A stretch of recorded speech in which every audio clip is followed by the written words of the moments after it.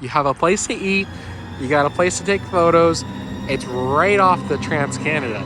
There's charging. Look at what they provide you with. Oh no.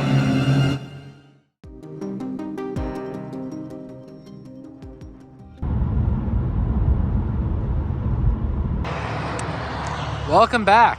Today, you join me at the center of Canada for a charger review. This stop is actually right off of the Trans-Canada Highway as it runs right here. They did something here. They added a charger, and I'll show you what type of charger they added to this location. But before we get along and showcase the charger, I just kind of want to give you guys an overview of this place, the center of Canada. Yes, it is in the middle of nowhere. To start off, you do have this beautiful billboard that was flowers, but they paved it over with cement, with the maple leaf. Over here, they do give you some benches so you can stare at the beautiful billboard. Surprisingly, the landmark of Center of Canada has no indoor space. It does get down to -30 in the winter time. And so I kind of laugh at it that they provide you outdoor space for a place that gets very cold.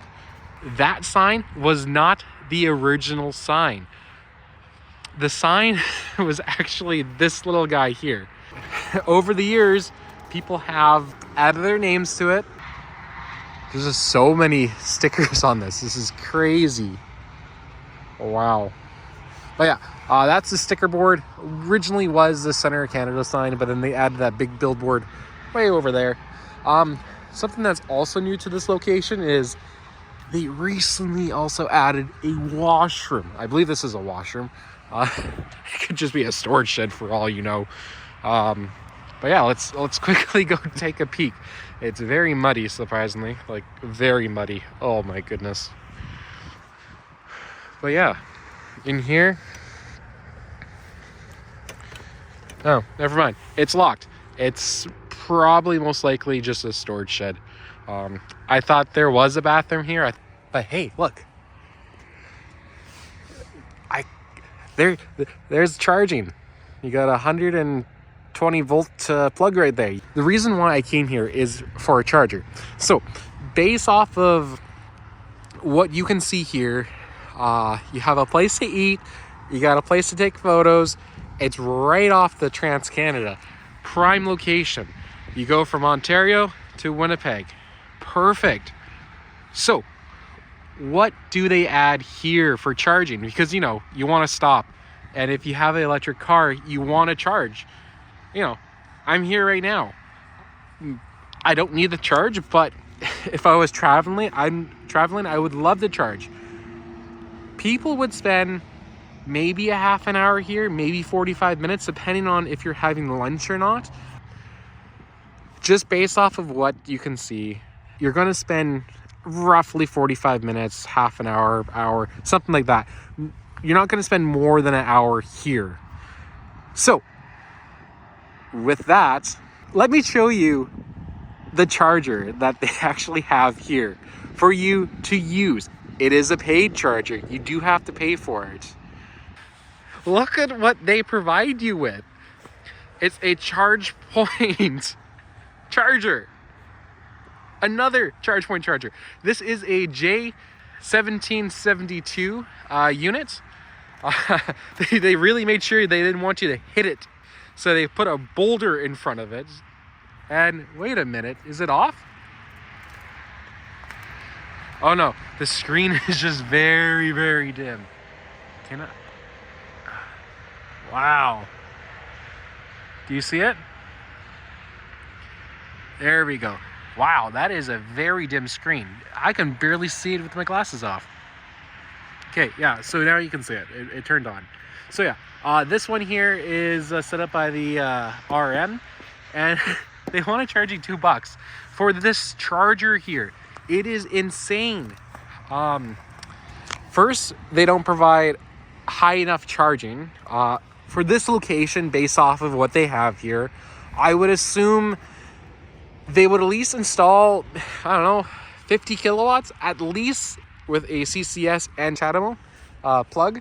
But no, they they decided to cash in on the rebate that the government of Canada has, and they decided, you know, it's easier to, because you got some power here, it's easier just to slap this guy in with 32 amps or 40 amps of service and just provide just a single user charging. It's not bad, but it's not great. This is a prime location. This is crazy. Like, if I sat here for 1 hour, like what's the output on this guy? For $2, you would assume maybe 11 kilowatts. It is a 7.4. Over the summer, somebody couldn't figure out how to use this charger, and they ended up breaking the handle off the charger. This here was all smashed up because with ChargePoint, the handle locks, right? So you can't pull it out. Recently, someone also broke the clip. The RM had to come out and they had to replace it. The downside was it took months for that to be replaced. Just to kind of wrap it up, this is not a bad place. It is key location off the Trans-Canada. They do have garbage and recycling, which is very good. If they didn't have that, we would have so much trash everywhere. It would be nice if they had a ChargePoint Express, because from Winnipeg all the way to Kenora, which is Ontario that way, there is nothing. This is your last stop for energy. The next charging stop is like 165 kilometers east. And in the winter time, that becomes challenging, is that we have wind. And that really hurts the efficiency of an electric car. Now, when you take it to minus 30 and you're driving electric, it really pushes down your range.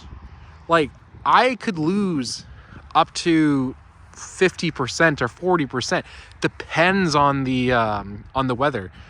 It is challenging to drive electric, and if they want to have zero emissions, which is what the government wants people to do, they want us to not use gasoline, they need to provide better infrastructure. This is not going to do it. Maybe have a J1772 with a ChargePoint Express. But yeah, just to end off the video, they decided to cut corners and only install the CT4000 and not provide anything higher. This spot here should have a 50 kilowatt charger or higher. A 7 kilowatt charger isn't going to cut it. Let me know what you guys think in the comments down below. I'll catch you guys in the next one. So take care, and I'll see you guys soon.